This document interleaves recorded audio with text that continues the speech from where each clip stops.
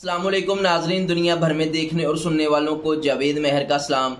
नाजरीन, आज supreme court में दो अहम बड़ी चीज़ें हुई हैं और जिसमें एक तो फर्स्ट ऑफ ऑल जो सुप्रीम कोर्ट ऑफ पाकिस्तान ने पंजाब के हवाले से इलेक्शन का इनकाद का मामला था और इस हवाले से फ़ंड्स की फराहमी के लिए जो डायरेक्शंस दी थी, जो हुक्म दिया था, एक तो वो वाला मामला है और ये मामला अब जो है वो बाकायदा तौर पे चल निकला है और इसमें तौहीने अदालत की कार्रवाई प्रॉपर तरीके से होगी। एक तो मैं इस पे बात करूँगा। दूसरा जो एक procedure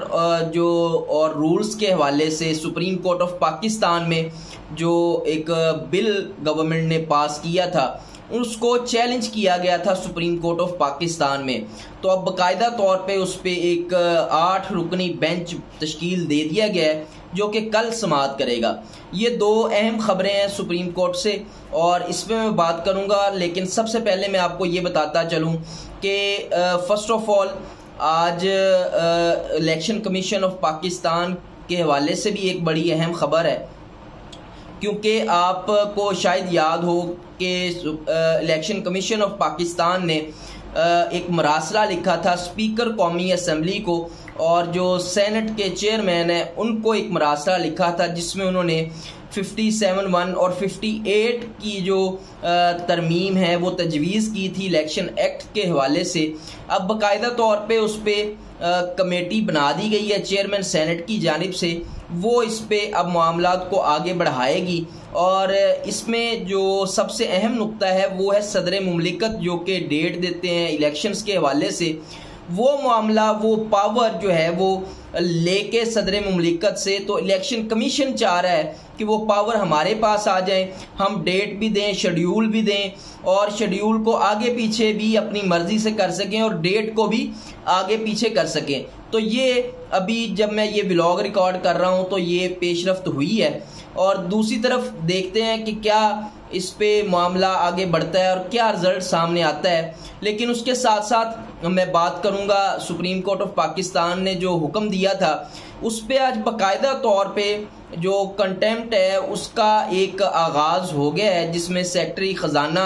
attorney general of Pakistan और स्टेट बैंक के जो गवर्नर हैं उनको बाकायदा तौर पे तलब कर लिया है चीफ जस्टिस ऑफ पाकिस्तान ने और ये 14 तारीख को अपनी रिपोर्ट देंगे स्टेट बैंक के गवर्नर कि उनके पास दस्तयाब वसाइल कितने हैं। तो इससे जो मामला है वो अब आगे बढ़ेगा और सेक्रेटरी ख़जाना भी पेश होंगे और ये इस मामले पे बात होगी कि अदालत की हुक्म के बावजूद जो वफाकी गवर्नमेंट है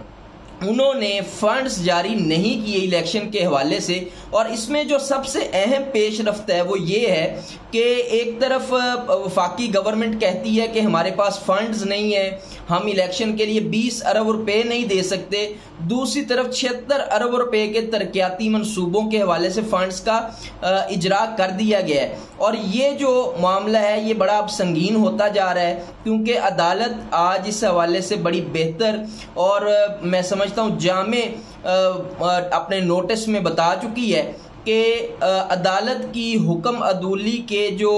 कॉन्सिक्वेंसेस हैं वो वाज़े हैं और इस पे किसी को इबहाम नहीं होना चाहिए कि क्या कार्रवाई होगी। एक तरफ आप ये देखते हैं कि शहबाज शरीफ साहब बतौर वज़ीर आज़म वफाकी गवर्नमेंट को रिप्रेजेंट करते हैं और सेक्रेटरी ख़जाना हो,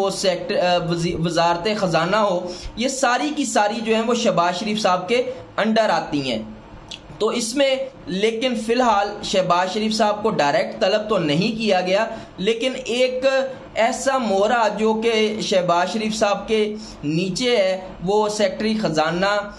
हैं और उन्होंने तमाम मामलात को देखना होता है, उनको अब सुप्रीम कोर्ट ने तलब किया है और उसमें अब देखते हैं कि आने वाले दिनों में क्या पेशरफ्त होती है, क्योंकि इसकी समाअत जो है वो अब 14 जो है वो अप्रैल को होगी। तो ये अब तक की जो सूरत हाल है सुप्रीम कोर्ट ऑफ पाकिस्तान की। और इसके साथ साथ दूसरी साइड पे बड़ी अहम और बड़ी जो अहमियत की हामिल है कि सुप्रीम कोर्ट ऑफ पाकिस्तान के जो रूल्स एंड प्रोसीजर है उसमें वफाकी गवर्नमेंट ने एक अमेंडमेंट की थी और इस हवाले से 8 रुकनी लार्जर बेंच जो है वो तश्कील दे दिया गया है। और इसमें बहुत से जो लोग एक्सपर्ट हैं लॉ के, कानून के, ये जो बेंच बना है और 8 रुकनी बेंच है, इससे जो है ये इस बिल की किस्मत का फैसला होना है कि क्या आइन इस चीज़ की इजाज़त देता है कि सुप्रीम कोर्ट ऑफ पाकिस्तान के रूल्स एंड जो प्रोसीजर हैं उसमें वफाकी गवर्नमेंट या पार्लियामेंट कोई तरमीम कर सकती है। तो ये मामला अब इसमें ज़ेर बहस आएगा और ये बड़ा अहमियत का हामिल है, क्योंकि जब से सुप्रीम कोर्ट ऑफ पाकिस्तान ने पंजाब इलेक्शंस के हवाले से मामलात को टेकअप किया, खुद नोटिस लिया, उसके बाद से लेके अब तक जो है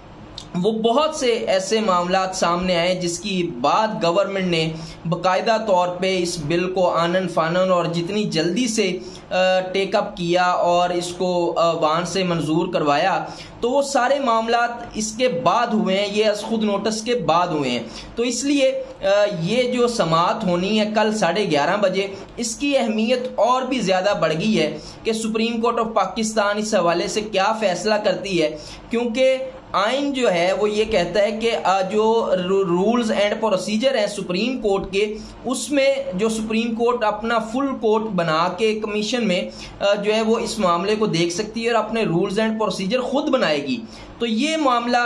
बड़ा वाज़े है, लेकिन फिर भी गवर्नमेंट ने और पार्लियामेंट ने जिस तरह से इस कानून को पास किया और इसको आगे बढ़ाया, तो अब साथ साथ बज़ाहिर ये नज़र आ रहा है कि सुप्रीम कोर्ट ऑफ पाकिस्तान इस पे एक वाज़े फैसला देगी और इस पे जो मामलात हैं फिर आगे बढ़ेंगे। और ये जो एक सुप्रीम कोर्ट ऑफ पाकिस्तान के ख़िलाफ़ बयानिया फेडरल गवर्नमेंट की जानिब से बनाया जा रहा था और PDM जमातों की तरफ से बनाया जा रहा था, उसको नाकामी का सामना करना पड़ सकता है, क्योंकि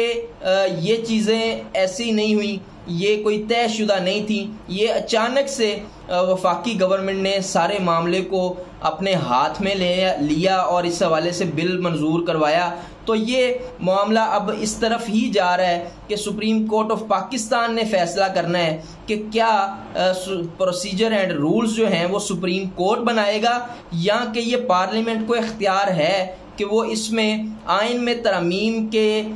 अलावा जो है वो कोई कानून साजी कर सकें, इसके बगैर कोई कानून साजी कर सकें। तो ये मामला जो है वो अब तय होना है और मैं समझता हूँ कि ये मामला बड़ा अहमियत का हामिल है, क्योंकि अगर सुप्रीम कोर्ट ऑफ पाकिस्तान इसको सेट असाइड कर देता है तो फिर वफाकी गवर्नमेंट के पास ऑप्शंस जो हैं वो बड़े महदूद हैं। एक तरफ वफाकी गवर्नमेंट पे जो है वो इलेक्शंस के हवाले से प्रेशर है, और दूसरा अगर ये प्रेशर जो कि पार्लियामेंट के ज़रिए वफाकी गवर्नमेंट ने सुप्रीम कोर्ट ऑफ पाकिस्तान पे डालने की कोशिश की,